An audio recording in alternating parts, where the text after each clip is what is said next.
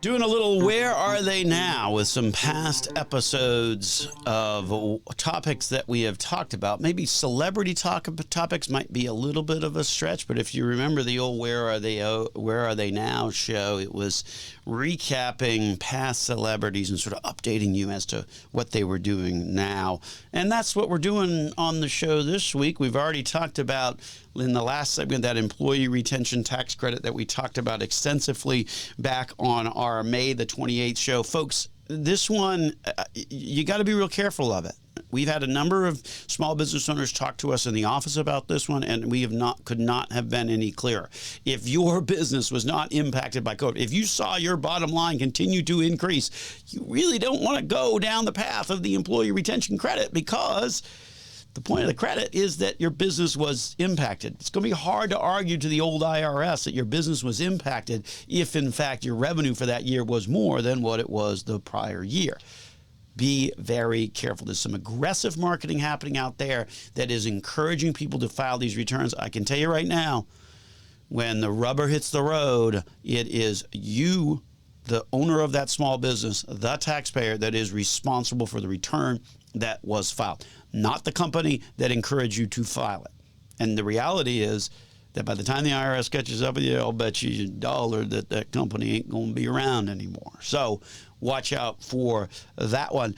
The update on it, 50,000 claims a week pouring into the IRS. And the IRS knows it's scams for the most part, and that's why it's on its dirty dozen tax list of scams. And so they said, shh, we're done. We're not processing any more of these returns. Similarly, we were talking a little bit about the identity theft conversation.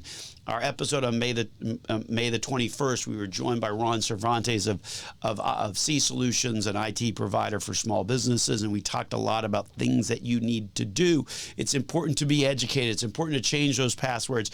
And even if you are a digital native like those Gen Zers, shoot, you're 3 times more likely than the boomers to get caught up in a scam, or twice as likely to get one of your social media accounts hacked. So be careful. Make sure you're following all those rules. If it does happen to you, or when it happens to you, a fraud alert is a good option to look into. That you can place that by calling any one of the 3 credit bureaus and say, hey, I want a fraud alert because I believe something has happened to me on a fraudulent basis. This last segment is then a Where Are They Now that relates to the show that we did back on March the 26th. We were talking about cash being king, and certainly interest rates on money market accounts and the like were starting to get people's attention back in March. Well, my goodness, if you think they got people's attention back in March, they really have gotten people's attention now. A record amount of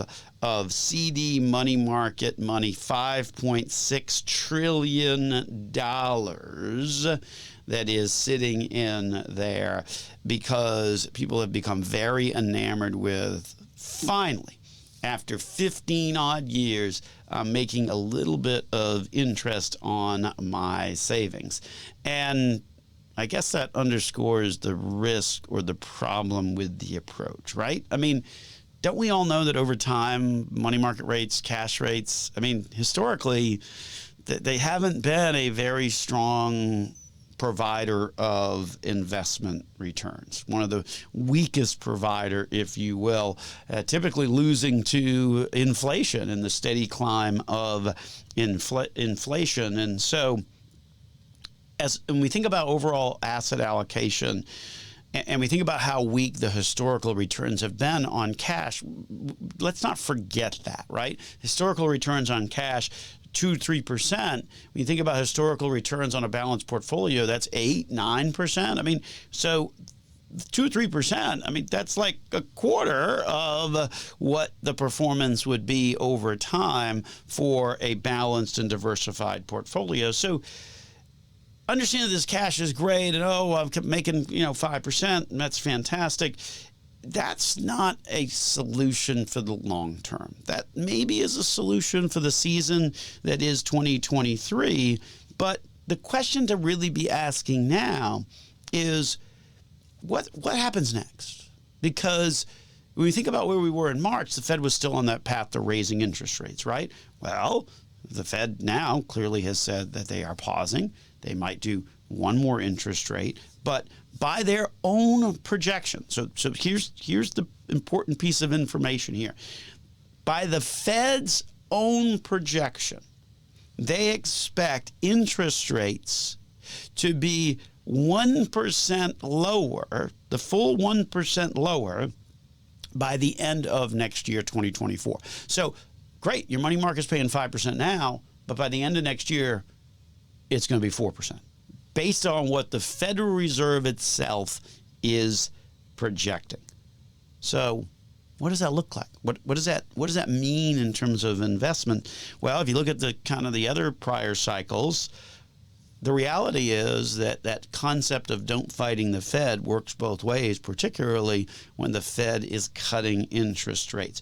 When cash yields, when the Fed starts cutting interest rates, if you look at the 4 prior cycles, okay, 18 months after the Fed stopped, or in essence hit its peak and then paused and didn't raise rates anymore, within that 18 months, your cash yields decline on average by 2.5 points in absolute magnitude. So if you're at 5 and the same thing happens and we're at the peak, or maybe we're at the peak in December if the Fed decides to raise rates again in December, then over the course of the next year and a half, your money market yield is going to go from 5 down to 2.5% based upon what has happened in the 4 previous cycles.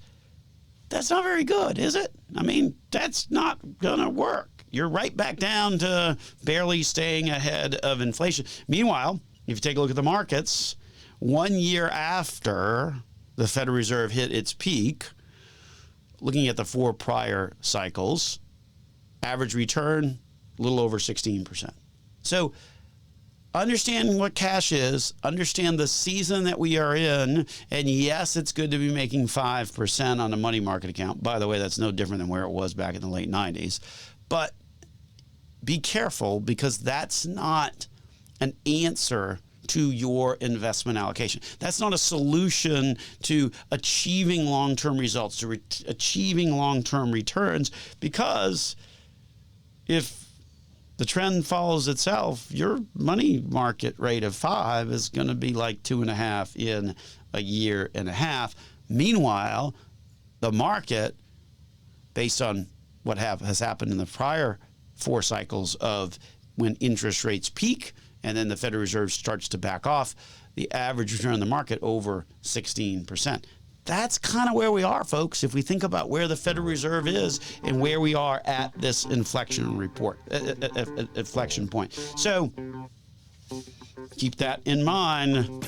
We're obviously here on the radio and in the office during the week to help you make sense out of all of these things that have anything to do with your dollars. So give us a call or check out our website at Nelson Financial Planning. We can be reached during the week at 407-629-6477. We hope you enjoyed the show, and join us again next week as we continue the conversation here on Dollars and Cents. This is Joel Garris of Nelson Financial Planning. Have a great rest of the day.